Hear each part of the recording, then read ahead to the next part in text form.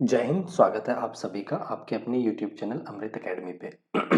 हम लोग CTET math science के पेपर 2 के एनालिसिस में अपनी जो सीरीज स्टार्ट किए हैं उसमें हमने एक साइंस का चैप्टर कर लिया है, एक मैथ का। आज हम लोग मैथ का next chapter lines and angle शुरू करेंगे, जो कि ज्योमेट्री का एक पार्ट है और बहुत ही इम्पॉर्टेंट है। यहाँ से बहुत सारे क्वेश्चन पूछे गए हैं। मैं आपको आज की टॉपिक दिखा देता हूँ क्या क्या है इसमें। देख लिए कितने सारे क्वेश्चन है। ये हम लोग एंगल्स के बारे में और उनके टाइप, ये बहुत सारे हमने PYQs ले रखे हैं जिसको आज की क्लास में हम लोग सॉल्व करने वाले हैं। ठीक है। ये देखिए बहुत सारे हैं।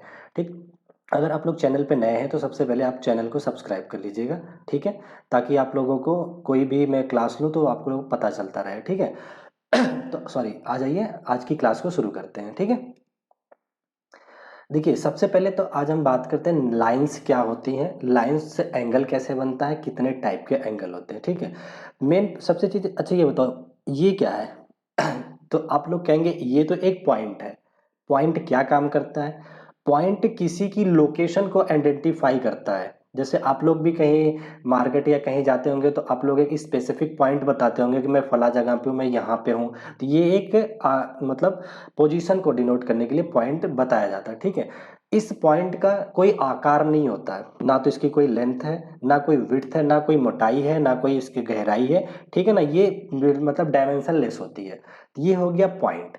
तो आप लोग समझ गए पॉइंट क्या होता है। ये हमारा हो गया पॉइंट। अब देखिए लाइन क्या होता है। लाइन क्या होता है? Collection of point. अगर इसी पॉइंट को मैं बहुत सारी पॉइंट इस तरह से ड्रॉ कर दूं, सपोज इस तरह से बहुत पास पास में अनेकों पॉइंट अगर मैं ड्रॉ कर दूं, तो ये क्या हो गया? एक लाइन हो गई। ठीक है ना। कलेक्शन, तो अगर हमसे कोई लाइन की डेफिनेशन पूछेगा तो क्या बताएंगे आप कि कलेक्शन ऑफ पॉइंट को हम लोग लाइन बोलते हैं। ठीक है, अब लाइन में भी क्या चीज है? लाइन ये असीमित होती है, इसकी कोई सीमा नहीं है। ये इधर भी बहुत कहीं तक जा सकती है, इधर भी कहीं जा सकती है। तो इसको तो हम लोग बोलते हैं क्या? लाइन। ठीक है, अगर मैं इसकी कोई बाउंड्री डिसाइड कर दूं कि ये लाइन जो है ना बस यहां तक है, ये हमने इसकी बाउंड्री डिसाइड कर दिया। ठीक है, इसकी सीमा निर्धारित कर दी, तो इस चीज को बोला जाता है लाइन सेगमेंट। Line segment. ठीक है, या हिंदी में बोलते हैं इसको रेखाखंड। रेखा खंड। ठीक है, ये हो गया। और ये लाइन को हिंदी में रेखा बोलते हैं। ठीक है, तो लाइन और लाइन सेगमेंट आप समझ गए। लाइन जो होती है इसकी कोई सीमा नहीं होती, ये बढ़ती चली जाएगी, कहीं तक भी हो सकती है। लेकिन लाइन सेगमेंट जो होता है या रेखाखंड जो होता है उसकी बाउंड्री डिसाइड होती है। ठीक है ना, कि ये 5 सेंटीमीटर है या कुछ भी उसका क्या होगा, डिसाइड होगा। तो आप लोग ये समझ गए पॉइंट और लाइन सेगमेंट। ठीक है, उसके बाद एक वर्ड आता है किरण, जिसको रे बोलते हैं। अब रे क्या होता है? रे का तो ओरिजिन पॉइंट पता होता है, इसकी एक लेफ्ट लिमिट या कोई सी भी एक लिमिट हमें पता होती है और दूसरी लिमिट हमें इसकी नहीं पता होती। ये कहीं तक भी जा सकती है। ठीक है ना, इस तरह से ये कहीं तक भी जा सकती है। एक तरफ इसके क्या लगा होता है? एरो लगाता है। ये बाउंड्री हमें इसकी पता होती है। ठीक है, तो आप लोगों को इसके रे के बारे में पता चल गया है। इसको बोलते हैं रे या किरण, हिंदी में बोलते हैं किरण। समझ गए, इसकी एक सीमा निर्धारित होती है और एक तरफ की सीमा निर्धारित नहीं होती है, तो उसे हम लोग क्या बोलते हैं? रे बोलते हैं। ठीक, तो आई होप आप लोगों को लाइन का कॉन्सेप्ट समझ आ गया। आ जाइए हम लोग देख लेते हैं किस तरह की लाइंस होती हैं। बहुत ही बेसिक चीजें हैं, लेकिन मैं पूरा बेसिक से लेकर के एडवांस तक जितने क्वेश्चन प्रीवियस ईयर आए हैं सब डिस्कस करूंगा उसी के अकॉर्डिंग। ये सारे कंटेंट मैंने एनसीईआरटी से लिया हुआ है। आपको क्लास 6 से ज्यादातर टॉपिक जो है क्लास 9 से है, क्योंकि उसमें पूरा कंप्लीट चैप्टर है। ठीक है, तो देखिए टाइप ऑफ लाइन में हॉरिजेंटल लाइंस क्या होती हैं? क्षैतिज। तो इस तरह से देखिए जो लेटी हुई रेखाएं होती है क्षैतिज, इन हॉरिजेंटल की हिंदी होती है क्षैतिज रेखा। ठीक है ना, तो ये हॉरिजेंटल होता है। अगर खड़ी लाइन है वो नीचे से ऊपर आसमान की तरफ, तो इसे बोलते हैं वर्टिकल लाइन, या इसको हिंदी में बोलते हैं ऊर्ध्वाधर, ऊर्ध्वाधर रेखा। ठीक है, ये हो गई। अब देखो, और तिरछी रेखा को डायगोनल्स बोलते हैं। ठीक है ना, ये हो गया। और एक इंपॉर्टेंट टॉपिक होता है पैरेलल लाइन।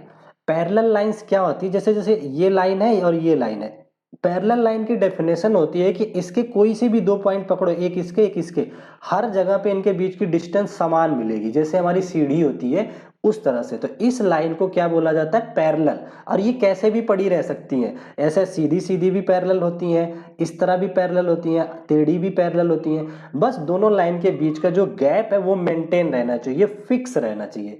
तो ये पहचान होती है पैरेलल लाइन की, ठीक है। अच्छा, अब उसके बाद हम आ जाते हैं अपने परपेंडिकुलर। परपेंडिकुलर की हिंदी होती है लंबवत। लंबवत रेखा कौन सी है, लंबवत रेखाएं वो होती हैं जैसे एक क्षैतिज है और दूसरी ऊर्ध्वाधर खड़ी है, और इनके बीच में जो कोण बने 90 डिग्री का अगर बने तो इससे इन दोनों रेखाओं को बोला जाता है कि ये एक दूसरे की क्या है, लंबवत है, ठीक है ना। तो लंबवत समझ में आ गया, इसी को हिंदी इंग्लिश में बोलते हैं परपेंडिकुलर, ठीक ना। अब देखिए, अगर कोई दो रेखा आपस में कट कर रही है इस तरह से, तो इन्हें बोला जाता है इंटरसेक्टिंग लाइन। ये दोनों लाइन L1 और ये मान लो L2 है, तो ये दोनों एक दूसरे को क्या कर रही है, इंटरसेक्ट कर रही हैं, ये कट कर रही है, ठीक है ना, इंटरसेक्टिंग लाइन बोला जाता है, ठीक है ना। और हिंदी में आई थिंक काटने वाली रेखाएं, ये समझ लीजिए आप, ठीक है। ये हो गई हमारी इंटरसेक्टिंग लाइन। अब देखिए पैरेलल को जैसे इस फिगर में देखिए, इस तरह से लाइन रहेंगी तो भी पैरेलल बोली जाएंगी, तिरछे हैं तो भी पैरेलल, इस तरह से भी पैरेलल। तो पैरेलल का एक ही सिंपल सा कॉन्सेप्ट होता है, क्या होता है कि उनके बीच की डिस्टेंस देखिए, ये नहीं कि सीधी सीधी होंगी तभी पैरेलल। जैसे रियल लाइफ एग्जांपल देखिए, जो ट्रेन की पटरियां होती है वो पैरेलल होती हैं, ठीक है, ये भी पैरेलल है। परपेंडिकुलर देख लीजिए, सारी जो दिशा हम रिप्रेजेंट करते हैं वो सारे क्या होते हैं, एक दूसरे के परपेंडिकुलर या लंबवत होते हैं। ये परपेंडिकुलर भी ऐसा नहीं कि ऐसे ही होगा, ये इस डायरेक्शन में भी हो सकता है, बस हमें एंगल देखने होते हैं कि ये 90 डिग्री के होने चाहिए, ठीक है। ये हो गया परपेंडिकुलर, ये भी है। ये देखो इंटरसेक्टिंग है। यहां तक हमें समझ में आ गया लाइन के बारे में और उनकी स्थिति के बारे में, हमने बहुत आसानी से चीजें समझ ली, ठीक है। अब देखिए, अगर दो पैरेलल लाइन है जो इस पीडीएफ में नहीं है, जैसे मान लो ये दो पैरेलल लाइन है, इनको अगर एक कोई तिरछी रेखा कट कर रही है, इसे बोलते हैं ट्रांसवर्सल लाइन। ट्रांसवर्सल लाइन, इसकी हिंदी होती है त्रियक रेखा। त्रियक रेखा क्या होती है इसकी हिंदी, तिर्यक रेखा होती है, ठीक है। समांतर रेखाओं को कट करते हैं, तो इससे भी कई टाइप के एंगल्स बनते हैं, उसको मैं अगले पीडीएफ में आपको डिस्कस करता हूं, ठीक है। तो लाइन के बारे में हम लोग समझ गए हैं। अब हम आ जाते हैं अपने अगले टॉपिक पे, एंगल्स के बारे में देख लेते हैं, एंगल क्या होता है, ठीक है। देखिए एंगल क्या होता है, दो रे अगर है, जैसे ये रहा एक रे, ठीक है, और एक रे ये रही, तो इनके इनिशियल पॉइंट के बीच का जो ये स्पेस होता है, ये पूरा स्पेस, इसी को बोला जाता है कोण या फिर एंगल। एंगल, इसको थीटा से रिप्रेजेंट किया जाता है, ठीक है। और ये बहुत आप लोग सीटेट का एग्जाम देने जा रहे हैं, तो ये चीजें आप लोगों को पता होंगी, लेकिन आपको रिवाइज अच्छे से हो जाना चाहिए। तो ये हमारा क्या हो गया, कोण बोला जाएगा या एंगल बोला जाएगा, ठीक है। अब देखिए एंगल के कई सारे टाइप होते हैं, हमें कितने टाइप के एंगल पता होते हैं, 6 टाइप के एंगल पता होंगे, ठीक है। तो आज ये एक एक करके हम लोग डिस्कस कर लेते हैं। पहला टाइप होता है हमारा एक्यूट एंगल। ये देख लीजिए एक्यूट एंगल क्या होता है। एक्यूट एंगल, इसमें क्या होते हैं, देखिए मैंने लिखा an angle that is less than 90 degree. कोई सा भी एंगल हो जो 90 से छोटा हो, वो कितना भी हो, उनके भी बस 90 से छोटा हो, 30 हो जाए, 15 हो जाए, कितना भी हो जाए, उन्हें हम लोग क्या बोलेंगे, एक्यूट एंगल बोलेंगे, ठीक है ना। 0 से बड़ा और 90 से छोटे वाले एंगल को हम लोग बोलते हैं क्या, एक्यूट एंगल, या इसकी हिंदी होती है न्यून कोण। न्यून कोण, सारे टाइप फटाफट से हम बता देते हैं आपको, ठीक है। दूसरा टाइप होता है हमारा 90 डिग्री। एग्जैक्ट अगर 90 ही केवल है, ये 90 डिग्री बना रहा है, तो इसको बोला जाता है राइट एंगल, ठीक है, या फिर समकोण बोला जाता है हिंदी में, समकोण। मैं दोनों भाषाएं आपको बताता जाऊंगा, हिंदी और इंग्लिश, ठीक है। तो ये हमारा राइट एंगल हो गया, ठीक है। अब दूसरे, उसके बाद थर्ड पे आता है हमारा ऑब्ट्यूस एंगल, जिसको हिंदी में अधिक कोण बोलते हैं, अधिक कोण।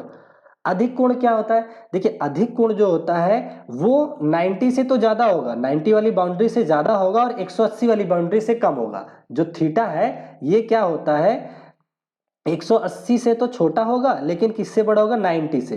तो इस थीटा को हम लोग क्या बोलेंगे, अधिक कोण। ये देखिए जैसे 130 हो गया, ये अधिक कोण का एग्जांपल है। यहाँ पे सारा पीडीएफ में लिखा हुआ, आप लोग ये भी पढ़ सकते हैं, greater than 90 and less than 180, ठीक है। अपने चौथे टाइप पे आ जाते हैं स्ट्रेट एंगल। हिंदी में इसको बोलते हैं रिजु कोण। रिजु कोण, रिजु कोण, ठीक है ना। ये क्या होता है, एग्जैक्ट 180 डिग्री वाले को रिजु कोण बोला जाता है। जैसे ये लाइन है, इस पे एग्जैक्ट अगर 180 डिग्री का कोण बन गया तो इसे हम लोग क्या बोलते हैं, रिजु कोण या सरल रेखा का कोण, ठीक है ना। तो ये आप लोग समझ गए, ये लिखा हुआ an angle that is exactly 180 degree called ridge कोण, या फिर इंग्लिश में बोलते हैं स्ट्रेट लाइन एंगल या स्ट्रेट एंगल। ठीक है, ये पता चल गया, 4 टाइप हो गया। 5वां टाइप होता है हमारा रिफ्लेक्स एंगल, हिंदी में इसको बोलते हैं परावर्तक कोण। ठीक है ना, या बृहद कोण आई थिंक इसकी हिंदी होती है, वो भी आप याद रखना, देख लीजिएगा। वैसे ये रिफ्लेक्टिंग एंगल या रिफ्लेक्स एंगल के नाम से जाना जाता है। ठीक है, अब रिफ्लेक्स एंगल क्या होता है, ये 180 से ज्यादा होता है लेकिन 360 से कम होता है। जैसे मान लो ये लाइन है, ये सीधी लाइन है तो 180 हो गया। ठीक है ना, अब इधर से मैंने घुमा दिया, ये पूरा जो एंगल बन गया ये रिफ्लेक्स कोण बोला जाता है। ठीक है, कितना होता है, 180 से तो ज्यादा हो बट 360 से कम हो। तो यहाँ पे लिख लीजिए थीटा क्या होना चाहिए, ग्रेटर देन होगा 180 से, और क्या होगा, लेस देन होगा 360 से। तो इस एंगल का क्या नाम बोलेंगे हम लोग, रिफ्लेक्स एंगल। ठीक है, ये हमारा हो गया रिफ्लेक्स एंगल के बारे में, परावर्तक कोण। ठीक है, दूसरा आता है कंप्लीट एंगल या फुल कोण बोलते हैं। ये एक ऐसा एंगल जो पूरी तरह से घूम करके, जैसे ये लाइन है पूरा जहां से चला घूम करके पूरा आ जाए 360 डिग्री बना दे, तो ऐसे एंगल को हम लोग बोलते हैं संपूर्ण एंगल, संपूर्ण कोण, या फिर फुल एंगल। हिंदी में बोलते हैं इसे संपूर्ण कोण, संपूर्ण कोण। आप लोग शॉर्ट नोट बना लीजिएगा, चाहे तो इसका स्क्रीनशॉट ले लीजिएगा। ठीक है ना, तो आप लोगों को यहां तक समझ में आ गया टाइप ऑफ एंगल, 6 टाइप के हो गए, फटाफट से आप इसको रिवाइज कर लीजिएगा। ठीक है, आ जाइए अपने अगले टॉपिक पे आते हैं। तो आगे तो क्वेश्चन है, क्वेश्चन से पहले मैं आप लोगों को कुछ और टॉपिक जो है क्लियर कर देता हूं, जहां से सीटेट में बार बार क्वेश्चन पूछे गए हैं। ठीक है ना, तो वो मैं बता देता हूं। पहला तो पूरक कोण। ठीक है, जैसे देखिए ये रहा हमारा, एक कोई मान लो ये कोण है। ठीक है ना, अब पूरक कोण क्या होता है, पूरक कोण, पूरक या फिर कंप्लीट एंगल, इसको इंग्लिश में बोलते हैं कंप्लीट एंगल, कंप्लीट एंगल। देखो, किन्हीं भी दो कोणों का योग मतलब सम ऑफ टू एंगल अगर 90 डिग्री आ रहा है, ठीक है ना, जैसे ये है, इसमें ये मान लो एक 60 ले लिया एक 30 ले लिया, अगर किसी भी टाइप के दो एंगल का सम 90 डिग्री आ रहा है तो वो एक दूसरे के पूरक कोण बोले जाते हैं या फिर कॉम्प्लीमेंट्री एंगल बोले जाते हैं। ठीक है ना, तो अच्छा देखिए, और उसके बाद क्या आता है, दूसरा हमारा आता है संपूरक या सप्लीमेंट्री। वो क्या होते हैं, कोई सी भी अगर दो एंगल का सम, मान लो ये 120 है और ये 60 है, 180 अगर इन दोनों का सम बन रहा है तो ये दोनों कोण आपस में क्या बोले जाएंगे, संपूरक कोण बोले जाएंगे, संपूरक। ठीक है, या फिर इसी को सप्लीमेंट्री बोलते हैं, सप्लीमेंट्री एंगल्स। ठीक है ना, ये बात याद रखना। अगर कंफ्यूजन होता है कि किसका सम सप्लीमेंट्री बोला जाता है किसका कॉम्प्लीमेंट्री, तो इसको एक ट्रिक से याद कर लीजिए कॉम्प्लीमेंट्री वाले को, कि जैसे बच्चे कंप्लेन पी करके क्या हो जाते हैं, लंबवत हो जाते हैं ना, लंबे हो जाते हैं, उसी तरह से ये याद रखो कि कॉम्प्लीमेंट एंगल क्या होते हैं, लंबवत होते हैं, मतलब इनका सम 90 डिग्री, 90 डिग्री को लंब बोला जाता है ना, कि इनका सम क्या होता है, 90 डिग्री होता है। ठीक है, तो आई होप ये समझ गए होंगे। तो इस पे एक छोटा सा टॉपिक डिस्कस कर लेते हैं। जैसे मैं मान लो एक कोण, मान लो एंगल, यहाँ पे एंगल ले लिया, यहाँ पे इसके कॉम्प्लीमेंट्री लिख लिया और यहाँ पे सप्लीमेंट्री लिख लिया। ठीक है, ये 3 चीज हो गया, कोण, उसका पूरक कोण और उसका संपूरक कोण। जैसे कोण को मैंने मान लिया आपका x है, ये कोण है, तो इसका जो कॉम्प्लीमेंट्री होगा वो 90 में से घटा के बोला जाएगा, 90 माइनस एक्स, ये क्या हो गया इसका, इस वाले का कॉम्प्लीमेंट्री एंगल या फिर इसका पूरक कोण बोला जाएगा। ठीक है, वहीं पे अगर मैं x के संपूरक यानी कि सप्लीमेंट्री की बात करूं तो 180 में से घटा दीजिए, 180 माइनस एक्स, तो ये वाला कोण इसका संपूरक बोला जाएगा और ये वाला इसका पूरक बोला जाएगा। ठीक है, आई होप यहां तक बहुत डिटेल में आप लोगों को टॉपिक क्लियर हो गया होगा। ठीक, तो आ जाइए अब हम लोग कुछ क्वेश्चन डिस्कस कर लेते हैं। नहीं, उससे पहले एक टॉपिक और डिस्कस कर लेता हूं। देखिए, अगर ये दो लाइन है इस तरह से कट कर रही है, इंटरसेक्टिंग है, तो ये जो एंगल होते हैं इन्हें विपरीत कोण या वर्टिकली अपोजिट एंगल बोला जाता है, और ये भी आपस में क्या होते हैं, इक्वल होता है। ठीक है, जैसे ये ए हो गया, ये बी हो गया, तो angle A is equal to angle B होता है। ठीक है ना, इसका क्या नाम होता है, विपरीत कोण या वर्टिकली अपोजिट, विपरीत, सॉरी, विपरीत कोण या वर्टिकली अपोजिट ये बात याद रखना, पर ये ध्यान रखना ये लाइन दोनों कंप्लीट होनी चाहिए। कहीं पे ऐसा फिगर बना दिया, ये दे दिया और एक लाइन ऐसे दे दिया, इसको अलग से खींच दिया, तो अब ये जो है वर्टिकली अपोजिट नहीं बोले जाएंगे। इन चीजों को बहुत अच्छे से ध्यान दीजिएगा, ठीक है ना। वर्टिकली अपोजिट हो गया। और पैरेलल लाइन से भी कई सारे कॉन्सेप्ट है, मैं सोच रहा हूँ पहले कॉन्सेप्ट ही बता देता हूँ ताकि क्वेश्चन हम लोग लास्ट वाले वीडियो में भी कर सकते हैं। आ जाइए एक कॉन्सेप्ट पे और बात कर लेते हैं, पैरेलल लाइन के कॉन्सेप्ट पे, ठीक है ना। देखिए क्या है, जैसे मान लो ये दो लाइन अगर पैरेलल है तो ये एक ट्रांसवर्सल लाइन होगी, ये ट्रांसवर्सल लाइन होगी, ये मान लो P1 है, ये P2 है, ये दोनों आपस में पैरेलल लाइन है, ठीक है। जब किन्हीं दो पैरेलल लाइन को एक तिर्यक रेखा ट्रांसवर्सल लाइन कट करती है तो कई सारे एंगल बनाती है, ठीक है। इनके नाम कैसे जाना जाता है वो देख लेते हैं, ठीक है। इस पैरेलल लाइन को मैं थोड़ा इस तरह से बना देता हूँ, आ जाइए, ताकि आप लोगों को और अच्छे से समझा पाऊं। ये रहा, ये दोनों P1 और ये P2 दो रेखाएं हैं, आपस में पैरेलल हैं। ये T1 है हमारी, जो तिरछी रेखाएं हैं, ट्रांसवर्सल है, ठीक है। अब देखिए इसमें क्या क्या क्या निर्माण करती है। यहाँ पे कई सारे कोण बनेंगे, एक तो यहाँ पे, एक यहाँ पे, एक यहाँ पे और एक यहाँ पे, और एक यहाँ पे, एक यहाँ पे और एक यहाँ पे, ठीक है। इनके नंबर लिख देते हैं कुछ, जैसे मान लो 1 और 2 3 4 5 6 7 8, ठीक है। ये 8 कोण बनाते हैं, ठीक है। अब इनमें कौन से एंगल आपस में इक्वल हैं या उनका क्या नाम है वो देख लेते हैं। अगर दो पैरेलल रेखाएं हैं तो इनके अंदर साइड जितने कोण बनेंगे उन्हें आंतरिक कोण बोला जाएगा, ठीक है ना, इंटरनल एंगल बोला जाएगा। इंटरनल एंगल में कौन कौन से आ जाएंगे हमारे, एक तो 1 आ जाएगा, 2 आ जाएगा, 5 आ जाएगा, 6 आ जाएगा, ठीक है। ये इंटरनल आ गए। और जो दोनों रेखाओं के बाहर साइड कोण बन रहे हैं उन्हें एक्सटर्नल या बाह्य कोण बोला जाता है। तो ये 3 4 और 7 और 8 ये एक्सटर्नल हो गए, ठीक है ना। अब देखिए अल्टरनेट इंटीरियर क्या होते हैं, आपस में इक्वल होते हैं। जैसे ये 1 हो गया, अब इस रेखा के इस पार आकर के जो अंदर के साइड ही बना, ये 5, 1 और 5 आपस में अल्टरनेट इंटीरियर बोले जाते हैं। और अल्टरनेट इंटीरियर एंगल आपस में क्या होते हैं, बराबर होते हैं। और उसी तरीके से एंगल 6 जो है बराबर हो जाएगा एंगल 2 के, क्योंकि अल्टरनेट इंटीरियर ये भी हो गए, ठीक है। तो कौन कौन से एंगल आ जाएंगे, angle 5 is equal to angle 1 and angle 6 is equal to angle 2।